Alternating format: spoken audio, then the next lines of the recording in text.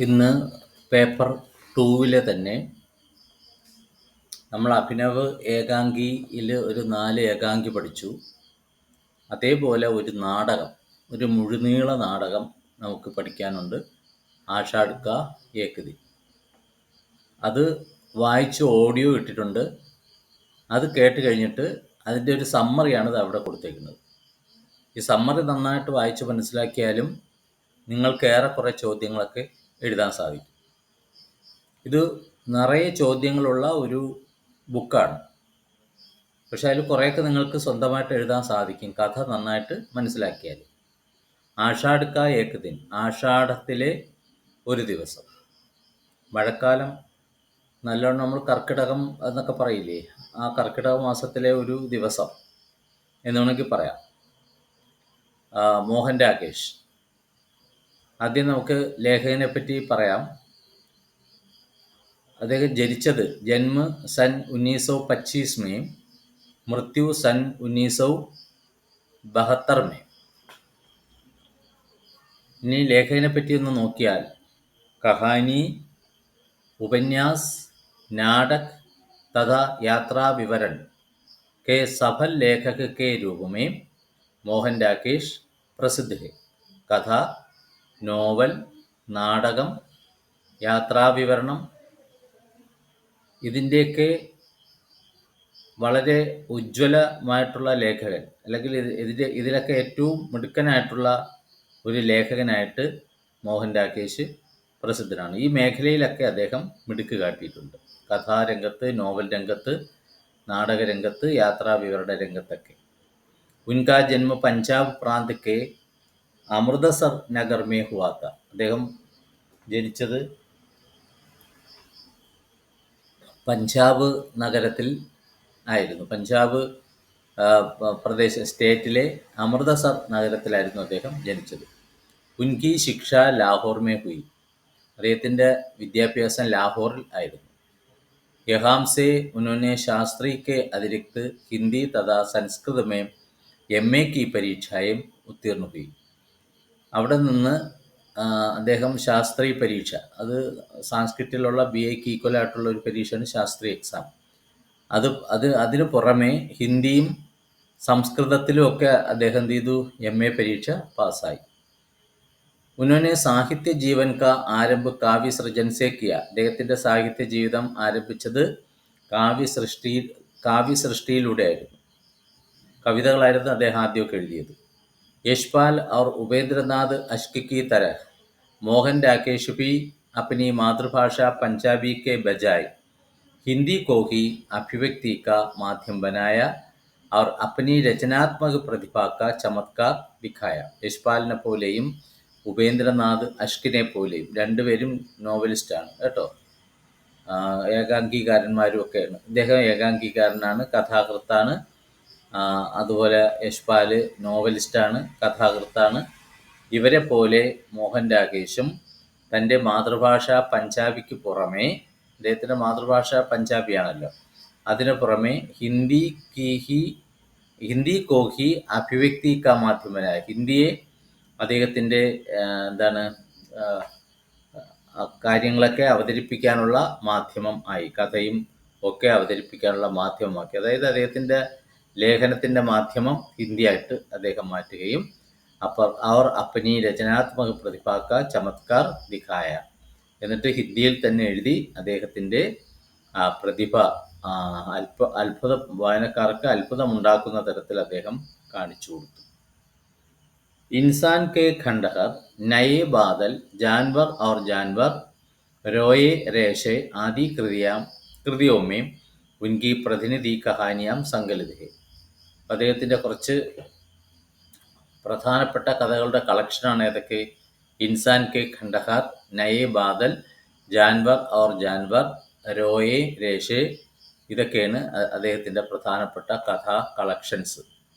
അന്ധേരെ ബന്ദ് കമരെ, നീലി രോശനി കി ബാഹേ, കാമ്പത്താ ഹുവാ ദരിയ തഥാ ന ആനെ വാല കൽ, ഉൻകെ പ്രസിദ്ധ ഉപന്യാസ. അദ്ദേഹത്തിൻ്റെ നോവലുകളാണ് ഈ വായിച്ചത്. പരിവേഷ് ഉൻകെ നിബന്ധോ കാ സംഗ്രഹ. അദ്ദേഹം കുറച്ച് ഗദ്യവും എഴുതിയിട്ടുണ്ട്, അതിൻ്റെ പേര് പരിവേഷ് എന്നാണ്.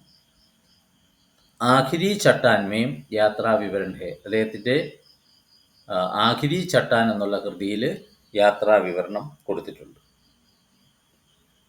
ഇനി പ്രധാനപ്പെട്ട ഒരു ഭാഗം ഇതിൽ പറയാനുണ്ട്. ഇദ്ദേഹം പ്രധാനമായിട്ടും 3 നാടകങ്ങളാണ് എഴുതിയത്. ഒന്ന് ആഷാഢ് കാ ഏക് ദിൻ, മറ്റൊന്ന് ആധേ അധൂരെ, പിന്നെ ലഹരോങ്കെ, രാജഹൻസ്. അത് 3 കൂടി ഇതിൽ ഉൾപ്പെടുത്തേണ്ടതായിരുന്നു, പക്ഷെ അത് ഇതിൽ കാണിക്കുന്നില്ല. ആഷാഢ് കാ ഏക് ദിൻ, പിന്നെ അത് കഴിഞ്ഞിട്ട് ലഹരോങ്കെ, രാജഹൻസ്. ലഹർ എന്ന് പറഞ്ഞാൽ തിരമാലകളിലുള്ള രാജഹംസം, അരയന്നം. പിന്നെന്താണ് അന്ധേരെ ആധേ അധൂരെ. അപ്പം ഇത് 3 ഇങ്ങനെ 3 നാടകങ്ങൾ എഴുതിയിട്ട് ഹിന്ദി സാഹിത്യത്തിൽ വളരെയധികം പ്രശസ്തി നേടിയ ഒരു എഴുത്തുകാരനാണ് മോഹൻ രാകേഷ്. ഈ 3 നാടകത്തിൽ ഏറ്റവും പ്രധാനപ്പെട്ട നാടകമാണ് ഇത് ആഷാഢ് കാ ഏക് ദിൻ. ഇനി ആഷാഢ് കാ ഏക് ദിനിലെ പ്രധാനപ്പെട്ട കഥാപാത്രങ്ങൾ ആരൊക്കെയാണ്? അതവിടെ കൊടുത്തിട്ടുണ്ട് കേട്ടോ. അതിൻ്റെ ബാക്കി ഈ പേജിലെ ബാക്കി അവിടെ കൊടുത്തിട്ടുണ്ട്, അതുകൂടെ നോക്കാം. ആഷാഢ് കാ ഏക് ദിൻ, ലഹരോं के രാജഹൻസ് और ആധേ അധൂരെ ഉൻകി പ്രസിദ്ധ നാടക് രചനായേ ഹെ. ഇത് 3 അദ്ദേഹത്തിൻ്റെ നാടകങ്ങൾ. ആഷാഢ് കാ ഏക് ദിൻ और ലഹരോं के രാജഹൻസ് में नाटककार ने ऐतिहासिक कथानक को ग्रहण करते हुए भी उसे वर्तमान युग के संदर्भ के साथ जोड़ने का प्रयास किया है. ആഷാഢ് കാ ഏക് ദിനും ലഹരോं के രാജഹംസും ചരിത്ര നാടകങ്ങളാണ്. ചരിത്രത്തിൽ നിന്നും ഇതിവൃത്തം സ്വീകരിച്ചുകൊണ്ട്, ചരിത്രത്തിൽ നിന്നും കഥ സ്വീകരിച്ചുകൊണ്ട് അതിനെ പ്രസൻറ്റ് കാലഘട്ടത്തിൽ, ഇന്നത്തെ കാലഘട്ടത്തിലുള്ള പല സന്ദർഭങ്ങളുമായിട്ടും കൂട്ടിയോജിപ്പിക്കാൻ വേണ്ടി ശ്രമിച്ചിട്ടുണ്ട്. രാകേഷ് ജി കാ പഹല നാടക് ആഷാഢ് കാ ഏക് ദിൻ ഥ. അദ്ദേഹത്തിൻ്റെ ആദ്യത്തെ നാടകം ആഷാഢ് കാ ഏക് ദിൻ ആയിരുന്നു. ജോ ആജ് ഭി ഉൻകാ സർവശ്രേഷ്ഠ നാടക് മാനാ ജാത്ത ഹെ. ഇന്നും അത് ഏറ്റവും ശ്രേഷ്ഠമായിട്ടുള്ള നാടകമായിട്ടാണ് കണക്കാക്കപ്പെടുന്നത്. ഒരുപാട് സ്റ്റേജിലൊക്കെ അവതരിപ്പിച്ച ഒരു 3 രംഗങ്ങളുള്ള നാടകമാണ് ഇത് ആഷാഢ് കാ ഏക് ദിൻ. രാകേഷ് ജി കാ പഹല നാടക് ആഷാഢ് കാ ഏക് ദിൻ ഥ जो आज भी उनका सर्वश्रेष्ठ नाटक माना जाता है. यह अपूर्व रचना ललित कला अकादमी से पुरस्कृत हुई है. ഈ അപൂർവമായിട്ടുള്ള ഈ രചന ലളിതകലാ അക്കാദമിയിൽ നിന്നും സമ്മാനവും കിട്ടിയിട്ടുണ്ട്. इसमें नाटककार ने कालिदास के माध्यम से स्वतंत्र लेखन की समस्या पर विचार किया है. ഇതിലെ ഏറ്റവും പ്രധാനപ്പെട്ട കഥാപാത്രം, ഈ നാടകത്തിലെ പ്രധാനപ്പെട്ട കഥാപാത്രമാണ് ഇത് കാളിദാസൻ. അപ്പോൾ കാളിദാസൻ എന്നുള്ള കഥാപാത്രത്തിലൂടെ സ്വതന്ത്രമായിട്ടുള്ള ലേഖനത്തിൻ്റെ, സ്വതന്ത്രമായിട്ട് എഴുതാനുള്ള പ്രശ്നങ്ങളെപ്പറ്റി വിവരിച്ചിരിക്കുന്നു. ഇപ്പോൾ കാളിദാസന് രാജാവിൻ്റെ, ഉജ്ജയിനിയിലുള്ള രാജാവിൻ്റെ മകളെയൊക്കെ കല്യാണം കഴിച്ച് രാജകവിയായിട്ട് മാറിയപ്പോൾ അദ്ദേഹത്തിന് സ്വതന്ത്രമായിട്ട് എഴുതാൻ പറ്റാത്ത ഒരു അവസ്ഥയായി. കാരണം അദ്ദേഹത്തിന് രാജ്യഭാരങ്ങളൊക്കെ ഏൽപ്പിച്ചു. അപ്പം അദ്ദേഹത്തിൻ്റെ എഴുത്ത്, അദ്ദേഹം പല കൃതികളും എഴുതിക്കൊണ്ടിരുന്നു, അതൊക്കെ മുരടിച്ചു എന്നൊക്കെ ഇതിൽ പറയുന്നുണ്ട്, ഈ നാടകത്തിൽ പറയുന്നുണ്ട്. അതാണ് ലേഖകൻ പറയുന്നത്, തീർച്ചയായിട്ടും സ്വതന്ത്രമായിട്ട് പലപ്പോഴും എഴുതാൻ പറ്റാത്ത ചില പ്രശ്നങ്ങൾ ഉണ്ടാവാറുണ്ട് എന്നാണ്. നാടകക്കാരനെ സ്പഷ്ട കിയാ ഹെ കി രാജാശ്രയ കലാകാർ കി സൃജനാത്മക പ്രതിഭ പർ ആഘാത് പൗഞ്ചാത്താ ഹെ. നാടകകൃത്ത് പറയുന്നത് എന്താണ്? രാജാശ്രയം, രാജാവിനെ ആശ്രയിച്ചാൽ, രാജകൊട്ടാരത്തിൽ പോയിട്ട് രാജകവിയായിട്ടിരുന്നാൽ കലാകാരൻ്റെ സൃഷ്ടിപരമായിട്ടുള്ള പ്രതിഭയ്ക്ക് ആഘാതം ഉണ്ടാവും എന്നാണ്. ആ പ്രതിഭയൊക്കെ നഷ്ടപ്പെട്ടു പോകും എന്നാണ്. പ്രസ്തുത നാടകമേ ലേഖകനെ കാളിദാസ് കെ മാനസിക സംഘർഷോं का वर्णन किया है. അപ്പോൾ ജന്മനാലൊരു കവിയെ പോലെ ആയതുകൊണ്ട്, ഒരു എഴുത്തുകാരനെ പോലെ ആയതുകൊണ്ട് കാളിദാസന്, സംസ്കൃതത്തിലെ മഹാകവിയാണ് ആര്? കാളിദാസൻ, അതെല്ലാവർക്കും അറിയാണ്. അപ്പോൾ അദ്ദേഹത്തിന് ഒരുപാട് മാനസിക സംഘർഷങ്ങൾ അനുഭവിക്കേണ്ടതായിട്ട് വന്നു. आषाढ़ का एक दिन की रचना में श्री मोहन राकेश ने अपनी अपूर्व प्रतिभा का പരിചയ ദിയാ ഹെ. ഈ നാടകത്തിൽ മോഹൻ രാകേഷ് തൻ്റെ അനശ്വരമായിട്ടുള്ള പ്രതിഭയെ, തൻ്റെ അസാധാരണമായിട്ടുള്ള പ്രതിഭാശക്തിയെ വെളിവാക്കിയിരിക്കുന്നു. ഇനി നമുക്കിതിലുള്ള ഓരോ കഥാപാത്രങ്ങളിലേക്ക് നോക്കാം. നിങ്ങൾ ആ ഓഡിയോ കേട്ടിട്ടുണ്ടെങ്കിൽ ഇത് വായിച്ചാൽ മനസ്സിലാവും. ഒന്നാമത്തെ കഥാപാത്രം അംബിക. इस नाटक में मल्लिका के बाद मुख्य नारी पात्र അംബിക. ഈ നാടകത്തിൽ മല്ലികയ്ക്ക് ശേഷം പ്രധാനപ്പെട്ട ഒരു കഥാപാത്രം, ഒരു സ്ത്രീ കഥാപാത്രമാണ് അംബിക. ഫസ്റ്റ് മല്ലികയ്ക്കാണെങ്കിലും മറ്റൊരു പ്രധാനപ്പെട്ട സെക്കൻഡായിട്ടുള്ള ഒരു കഥാപാത്രമാണ് അത് അംബിക. ആ समय में विधवा होने वाली अंबिका के मन में अपनी पुत्री मल्लिका का ഭവിഷ്യ ഹി ചിന്ത കാ വിഷയ ഹെ. ആ സമയത്ത് എന്ന് പറഞ്ഞാൽ അകാലത്തിൽ വിധവയായിട്ടുള്ള അംബിക, അവരുടെ മനസ്സിൽ തൻ്റെ മകൾ മല്ലികയുടെ ഭാവിയെ പറ്റിയുള്ള ചിന്തയാണ് എപ്പോഴും ഉള്ളത്. പുത്രി കെ പ്രതി അതിശയ പ്രേം ഔർ ഉത്കണ്ഠ, മകളോടുള്ള അങ്ങേയറ്റത്തെ സ്നേഹവും അവളുടെ ഭാവി എന്താകും എന്നുള്ള ഉത്കണ്ഠയും സ്വാഭിമാനവും അവർ സ്പഷ്ടബാധ്യത ഉള്ള കാര്യം ആരുടെ മുഖത്ത് നോക്കിയും പറയാനുള്ള കഴിവ് അംബികയ്ക്കുണ്ട്. തഥാ ജീവൻ കെ പ്രതി യഥാർത്ഥവാദി ദൃഷ്ടികോണം, ജീവിതം എന്നാൽ എന്ത്, ആ ജീവിതത്തിൻ്റെ യാഥാർത്ഥ്യങ്ങൾ എന്താണ്, ഈ കാഴ്ചപ്പാടൊക്കെയുള്ള ഒരു കഥാപാത്രമാണ് ഇത് അംബിക. അംബികയ്ക്ക് ചരിത്രയ്ക്ക് മുഖ്യ വിശേഷതായി എന്തൊക്കെയാണ്? പുത്രി കെ പ്രതി അതിശയ പ്രേം और उत्कंठा, स्वाभिमान और स्पष्टवादिता तथा जीवन के प्रति यथार्थवादी दृष्टिकोण अंबिका के चरित्र की मुख्य विशेषताएं है. इन्हें मल्लिका. अंबिका की यौवन युक्त स्त्री पुत्री മല്ലിക മുഖ്യ നാരി പാത്ര है. യൗവനയുക്തയായിട്ടുള്ള യുവതിയായിട്ടുള്ള മകളാണ് അത് മല്ലിക. മല്ലിക ഇതിലെ മുഖ്യ സ്ത്രീ പാത്രമാണ്. जो इस नाटक में आदि से अंत तक ഭാരതീയ നാരിക്ക് പരമ്പരാഗത ഭൂമിക നിഭാത്തി है. ഈ നാടകത്തിൻ്റെ തുടക്കം മുതൽ അവസാനം വരെ ഭാരതീയ സ്ത്രീയുടെ ആ പാരമ്പര്യത്തിൻ്റെ ആ റോളാണ് അവൾ നിർവഹിക്കുന്നത്. തുടക്കം മുതൽ ഒടുക്കം വരെ. പല നാടകത്തിലും അങ്ങനെ ആവണമെന്നില്ല. പക്ഷേ ഈ നാടകത്തിൽ ഒന്നാമത്തെ 1-2 പേജ് കഴിഞ്ഞാൽ ഉടൻ തന്നെ മല്ലിക പ്രത്യക്ഷപ്പെടും. അത് കഴിഞ്ഞിട്ട് നാടകത്തിൻ്റെ അവസാന ഭാഗം വരെയും മല്ലിക വരുന്നുണ്ട്. ജീവജന്തുവും കെ പ്രതി സംവേദനശീൽ, ജീവജന്തുക്കളോട് ഉള്ള ഒരു സെൻസിറ്റീവ് ആയിട്ടുള്ള മൈൻഡ്. പ്രകൃതി സുഷമാക്കി അനന്യ ആരാധിക, പ്രകൃതി സൗന്ദര്യത്തെ അങ്ങേയറ്റം ആരാധിക്കുന്നവളാണ്.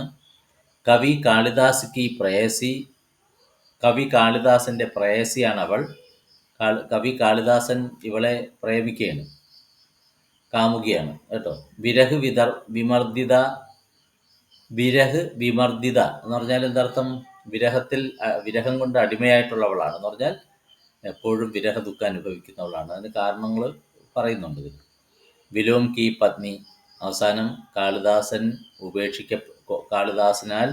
ഉപേക്ഷിക്കപ്പെട്ട മല്ലിക വിലോം എന്ന് പറയുന്ന ഒരു ഗ്രാമപുരുഷൻ്റെ പത്നിയായിട്ട് മാറുന്നു.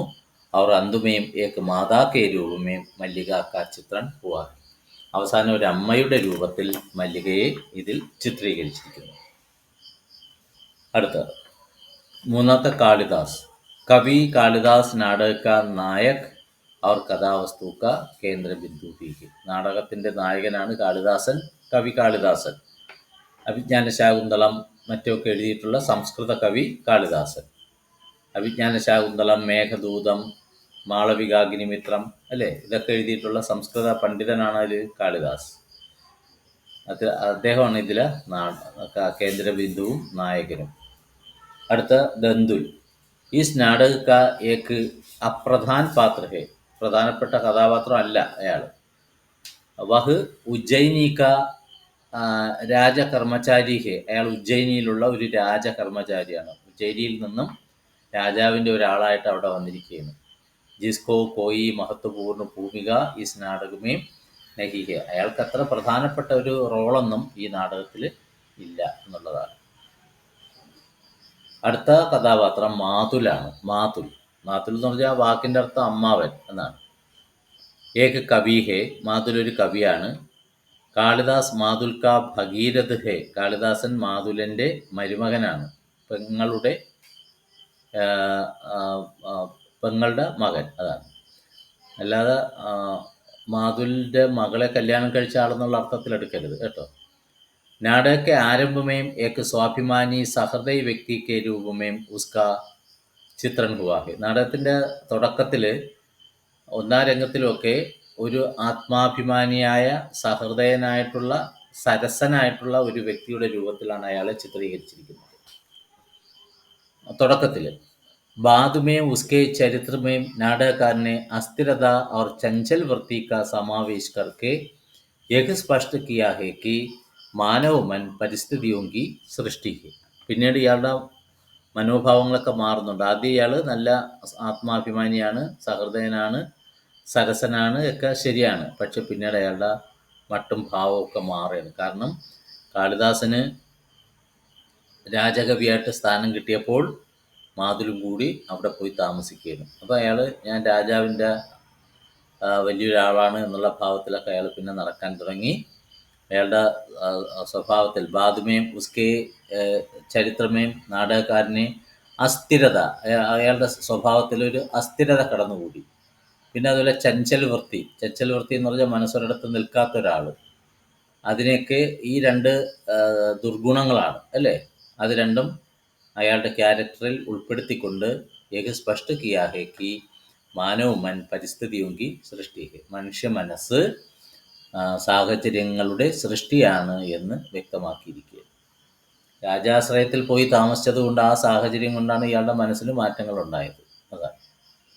അടുത്ത നിക്ഷേപ് ഔർ വിലോം. മറ്റു രണ്ട് കഥാപാത്രങ്ങളാണ് നിക്ഷേപ് ഔർ വിലോം. നിക്ഷേപ് ഔർ വിലോം ദോനോം ഗ്രാമപുരുഷര്, രണ്ടും ആ ഗ്രാമത്തിലുള്ള വ്യക്തികളാണ്. നിക്ഷേപും വിലോമും. കാളിദാസനും മറ്റും എല്ലാവരും ജീവിക്കുന്ന മല്ലിക, അംബിക ഇവരൊക്കെ താമസിക്കുന്ന ആ വിശാലമായ ഗ്രാമത്തിലെ ഒരു രണ്ട് ആൾക്കാരാണ് ഇത് നിക്ഷേപും വിലോമും.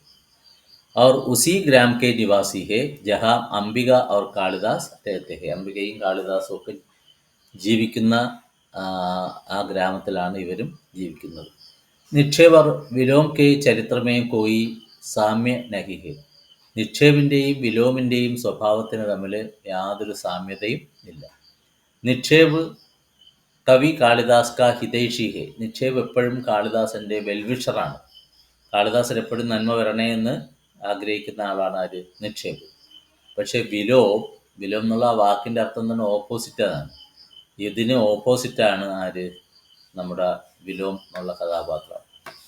കാളിദാസ് കോ സദാ ശങ്ക കി ദൃഷ്ടി സെ ദേഖ്ത ഹെ. എപ്പോഴും കാളിദാസിനെ സംശയ ദൃഷ്ടിയാൽ നോക്കുന്ന ഒരു കഥാപാത്രമാണ്.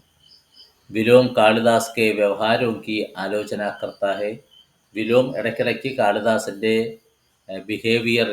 ബിഹേവിയർ കണ്ടിട്ട് അതിനെ കുറ്റപ്പെടുത്തും. എപ്പോഴും അതിനെപ്പറ്റി കുറ്റപ്പെടുത്തും, വിമർശിക്കും. അവർ ഏക്ക് ഖൽനായക് കെ രൂപമേ നാടകമേ പ്രത്യക്ഷ ഹോത്ത.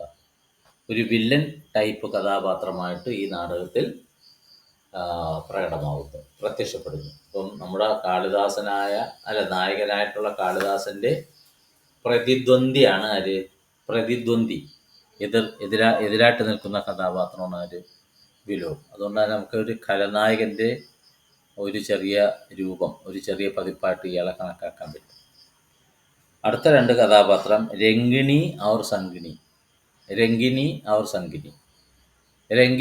संगिनी उज्जैनी के दो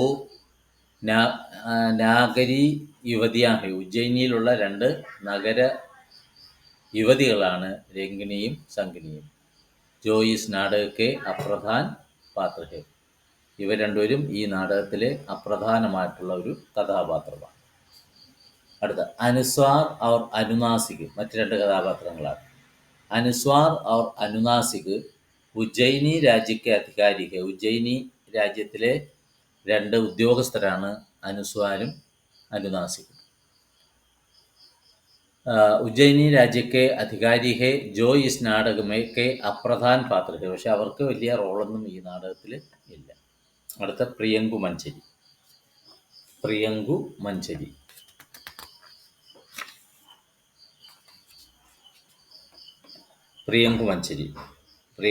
ആരാണെന്ന് നോക്കാം. ഗുപ്ത വംശിക്കി രാജകന്യ और പരം വിദുഷി ഹെ. ഗുപ്ത രാജവംശത്തിലെ രാജകന്യകയാണ്, പരമ പണ്ഡിതയാണ്. വിദുഷി എന്ന് പറഞ്ഞാൽ പാണ്ഡിത്യമുള്ളവൾ.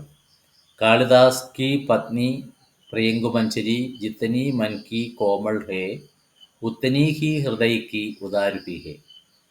ഇവൾ കാളിദാസൻ്റെ ഭാര്യയായി.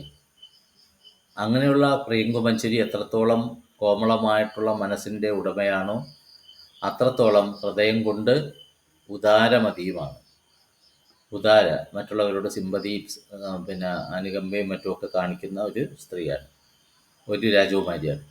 യദ്യപി വോ അപ്രധാൻ പാത്രമേം ഏകഹേ, അത്ര പ്രധാനപ്പെട്ട കഥാപാത്രമല്ല എങ്കിൽ കൂടിയും ഈസ് നാടകമേം ഉസ്കാ ഹൃദയസ്പർശി ചിത്രണം ഹുവാഹെ, ഈ നാടകത്തിൽ അവളെ ഹൃദയസ്പർശിയായിട്ട് ചിത്രീകരിച്ചിട്ടുണ്ട്. ഇത്രയാണ് ഇതിലെ ഏറ്റവും പ്രധാനപ്പെട്ട കഥാപാത്രം. അപ്പോൾ കഥാപാത്രങ്ങളുടെ പേരൊന്നുകൂടി ആവർത്തിക്കാം. അംബിക, മല്ലിക, കാളിദാസ്, ദന്തുൽ, അത് കഴിഞ്ഞിട്ട് മാതുൽ, നിക്ഷേപ് और വിലോം, രംഗിണി और സംഗിണി, അനുസ്വാർ और അനുനാസിക് और പ്രിയങ്കമഞ്ചരി. ഇത്രയാണ് പ്രധാനപ്പെട്ട കഥാപാത്രം. ഇനി ഓരോ രംഗത്തിൻ്റെയും സമ്മറിയാണ് ഇതിൽ അടുത്തത് കൊടുത്തേക്കുന്നത്. നിങ്ങൾ ആ ഓഡിയോ കേൾക്കണം. പുസ്തകവും വെച്ചിട്ട് ആ ഓഡിയോ കേട്ടാലേ നിങ്ങൾക്ക് അതിലുള്ള ഈ കഥ മനസ്സിലാക്കാൻ പറ്റുള്ളൂ. നോക്കൂ. ഉജ്ജയിനി രാജ്യക്കെ ഏക് ഗ്രാം മേം അംബിക നാമക് വൃദ്ധ മഹിള ഏക് ചോട്ടേ സേ ഘർ മേം രഹത്തി थी. ഉജ്ജയിനി രാജ്യത്തിലെ ഒരു ഗ്രാമത്തിൽ, ഏത് രാജ്യത്തിലാണ്? ഉജ്ജയിനി എന്നുള്ള രാജ്യത്തിലെ ഒരു ഗ്രാമത്തിൽ അംബിക എന്ന് പറയുന്ന ഒരു വൃദ്ധ സ്ത്രീ ഒരു ചെറിയ വീട്ടിൽ താമസിക്കുകയാണ്. ഉസ് ഗാവ് കാ വാതാവരൺ പ്രശാന്ത് ഔർ സുന്ദർദ, ആ ഗ്രാമത്തിൻ്റെ അന്തരീക്ഷം വളരെ ശാന്തസുന്ദരമാണ്. അസമയ് മേഹി അംബിക വിധവ ഹുയി थी. കല്യാണം കഴിച്ച് കുറച്ച് നാൾ കഴിഞ്ഞപ്പോൾ, മല്ലികയെ പ്രസവിച്ചിത്തിരി കഴിഞ്ഞപ്പോഴത്തേക്ക് എന്ത് ചെയ്തു? അംബിക വിധവയായിട്ട് മാറി. ഭർത്താവ് മരിച്ചു. വഹ മമതാമയി നാരീധി, അത്രയും സ്നേഹമയിയായിട്ടുള്ള ഒരു സ്ത്രീയാണ് അവർ. യൗവനയുക്ത മല്ലിക ഉസ്കി ഏകമാത്ര പുത്രി थी. യൗവനം പ്രാപിച്ച മല്ലിക അവരുടെ ഒരേ ഒരു മകളായിരുന്നു. കാരണം ഭർത്താവ് നഷ്ടപ്പെട്ടതിന് ശേഷം വളരെ കഷ്ടപ്പെട്ടാണ് മകളെ ഈ ഒരവസ്ഥയിലേക്ക് എത്തിച്ചത്. जीवन में अनेक प्रकार के कष्टों को सहन करने वाली अंबिका के लिए मल्लिका ही एकमात्र अवलंब थी. ജീവിതത്തിൽ ഒത്തിരി കഷ്ടപ്പാടുകൾ സഹിക്കുന്ന അംബികയെ സംബന്ധിച്ചിടത്തോളം മല്ലിക തന്നെയാണ് ഒരേ ഒരു ആശ്രയവും ആയിരുന്നത്. वो सदा समय पुत्री के भविष्य की चिंता से व्याकुल रहती थी. അവർ എപ്പോഴും എന്തെയും മകളുടെ ഭാവിയെ പറ്റിയുള്ള ചിന്ത കൊണ്ട് വ്യാകുലപ്പെടുകയാണ്. മകളുടെ ഭാവി, അവളെ കല്യാണം കഴിപ്പിച്ചു വിടുക, പിന്നെ അവളുടെ ജീവിതം സുഖകരമാക്കുക, ഇതൊക്കെയാണ് ആ അമ്മയുടെ ഒരേ ഒരു ചിന്ത. ആഷാഢ മഹീനത, ആഷാഢമാസം. മല്ലിക പ്രകൃതിക്ക് പൂജാരിന്തി, മല്ലിക ഈ പ്രകൃതിയെ ആരാധിക്കുന്നവളാണ്. പ്രകൃതി എന്ന് പറഞ്ഞാൽ അവൾക്ക് വളരെ ഇഷ്ടപ്പെട്ട ഒന്നാണ്. ഉസ്കാ സാരാ സമയ പ്രകൃതി സൗന്ദര്യ നിരീക്ഷൺമേം വ്യതീത് ഹോത്താത, അവളുടെ സമയം മൊത്തം അവൾ എന്ത് ചെയ്യുന്നു? പ്രകൃതി സൗന്ദര്യ നിരീക്ഷണത്തിൽ ഏർപ്പെടുന്നു, കഴിച്ചുകൂട്ടുന്നു. और प्रकृति उसे कोमल और उल्लासमयी അനുഭൂതിയാ പ്രദാൻ करती थी. പ്രകൃതിയും അതുപോലെ അവൾക്ക് കോമളവും സന്തോഷം നിറഞ്ഞതുമായിട്ടുള്ള അനുഭവങ്ങളെ ദാനം ചെയ്യുന്നു. അനുഭവങ്ങൾ ഇഷ്ടംപോലെ അവൾക്ക് കൊടുക്കുന്നു. ഏക് ദിൻ വഹ് പർവ്വതമാലാവും കോ സഹലാത്തി മേഘമാലാവും കെ അപൂർവ സൗന്ദര്യക്കോ ദേഖ് രഹി थी. ഒരു ദിവസം അവൾ, നല്ല മഴക്കാലമാണ്, അവൾ പുറത്തേക്ക് പോയിട്ട് പർവ്വതമാലകളെ തഴുകിക്കൊണ്ട് പോകുന്ന മേഘമാലകളുടെ അസാധാരണ സൗന്ദര്യത്തെ കണ്ടുകൊണ്ട് നിൽക്കുകയായിരുന്നു. അചാനക്ക് ആഷാഢിക്ക് പഹലി വർഷാഹുയി, പെട്ടെന്ന് അതിഗംഭീരമായിട്ടുള്ള മഴ അങ്ങോട്ട് പെയ്യാൻ തുടങ്ങി. ഉസിനെ ആഷാഢ് की पहली वर्षा में भीगने का आनंद पुलक അനുഭവ് किया. അവൾ എന്ത് ചെയ്തു, ആ മഴയത്ത്, ആദ്യത്തെ മഴയത്ത്, ആഷാഢത്തിലെ ആദ്യത്തെ മഴയാണ്. അപ്പോൾ അത് നനയുക, അല്ലെങ്കിൽ നനഞ്ഞതിൻ്റെ ആനന്ദ പുളകം അനുഭവിച്ചുകൊണ്ടിരിക്കുന്നു. നനഞ്ഞപ്പോഴത്തേ അവൾക്ക് എന്തെന്നില്ലാത്ത ഒരു ആനന്ദം ഉണ്ടായി. ഉസ്കെ വസ്ത്ര ഗീലേ ഹോകെ, അവളുടെ വസ്ത്രങ്ങളൊക്കെ നനഞ്ഞുപോയി. ഓ അപ്പനെ ഘർ ലൗട്ടി, ആ നനഞ്ഞ വസ്ത്രങ്ങളോടുകൂടി അവൾ എന്ത് ചെയ്തു, സ്വന്തം വീട്ടിലേക്ക് വന്നു. മല്ലിക ഘർമേ പൗഞ്ചി, വീട്ടിലെത്തി അവൾ. തബോ അംബിക ചൂൽഹെ കെ പാസ് ബൈഠക്കർ ഫടക്കെ ഹുയെ ധാന്യക്കോ കുംഭുമേ ഭർ രഹി തീ. ഇപ്പോൾ വീട്ടിലെത്തിയപ്പോൾ അമ്മ എന്ത് ചെയ്തു, ഒരു അടുപ്പിനടുത്തിരുന്നു കൊണ്ട്, ചൂൽഹ എന്ന് പറഞ്ഞാൽ അടുപ്പാണ്, അതിന് അടുത്തിരുന്നു കൊണ്ട് ഈ ധാന്യം എന്താ പറയുക, ചേറുക പറയില്ലേ, പാറ്റുക എന്നൊക്കെ പറയും. ആ ഒരു മുറത്തിൽ കുറച്ച് ധാന്യം ഇട്ട് ഇങ്ങനെ പാറ്റി, അതിൽ നല്ല ധാന്യം മാത്രം ഒരു കുടത്തിനകത്ത് ഇങ്ങനെ ഇട്ടുകൊണ്ടിരിക്കുകയാണ്. ഗീലെ വസ്ത്രസെ ഘർമേം ആത്തി ബേട്ടി കോ ഉസിനെ ക്രോധ് ഭരി ആങ്കോം സെ ദേക്ക, നനഞ്ഞ വസ്ത്രങ്ങളോടുകൂടി വന്ന മകളെ അവരെന്ത് ചെയ്തു, ദേഷ്യം നിറഞ്ഞ രീതിയിൽ നോക്കി, ദേഷ്യത്തോടു കൂടി നോക്കി. തബ്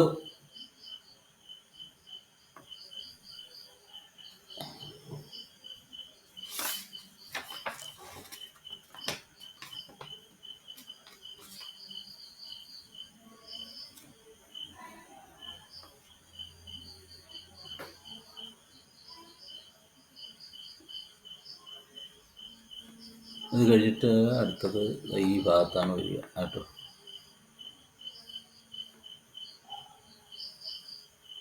ശരി, ഇതാ ഇത് കഴിഞ്ഞിട്ട് ഇത് അഞ്ചാമത്തെ പേജ് കഴിഞ്ഞിട്ട് ആറാമത്തെ പേജാണ് കേട്ടോ. ഇടയ്ക്ക് ഒരു കൺഫ്യൂഷൻ വന്നു. അപ്പോൾ അവൾ എന്ത് ചെയ്തു, ആ മഴയത്ത് നനഞ്ഞപ്പോൾ അമ്മ ദേഷ്യം കൊണ്ട് അവളെ നോക്കി. തബ് तब भी हल्का हल्का മേഘ ഗർജൻ और വർഷാ കാ ശബ്ദ സുനായി ദേ രഹി थी. അപ്പോഴും നേരിയ മേഘഗർജനവും മഴയുടെ ശബ്ദവും ഒക്കെ കേട്ടുകൊണ്ടിരിക്കുകയാണ്. കുछ क्षणों के बाद वह शब्द धीरे धीरे धीमा पड़कर विलीन हो गया. കുറച്ച് നിമിഷങ്ങൾക്ക് ശേഷം അത് മെല്ലെ മെല്ലെ എന്ത് ചെയ്തു, നേർത്തതായി. ധീരെ ധീരെ ധീമാ പടുക്ക, ധീമാ പടിന നേർത്തതാവുക. ആ മഴയുടെ ശബ്ദവും മേഘഗർജനവും ഒക്കെ നേർത്തു. എന്നിട്ട് വിലീൻ ഹോകെ, അത് പിന്നെ ഇല്ലാണ്ടായി. മല്ലികാനെ ആഷാഢ് की पहली वर्षा में भीगने की ആനന്ദ അനുഭൂതി का വർണ്ണൻ किया. മല്ലിക വന്നപാടെ ആഷാഢത്തിലെ ആദ്യത്തെ മഴയിൽ നനഞ്ഞ ആ ആനന്ദത്തിൻ്റെ അനുഭവത്തെ അമ്മയോട് വർണ്ണിച്ച് കേൾപ്പിച്ചു. ഉസ്നെ ബത്തായ कि आज के वे क्षण मैं कभी नहीं भूल सकती. അപ്പോൾ അവൾ അമ്മയോട് പറയണം, ഇന്നത്തെ ആ നിമിഷങ്ങൾ എനിക്കൊരിക്കലും മറക്കാൻ പറ്റില്ല. സൗന്ദര്യ കാ ഐസാ സാക്ഷാത്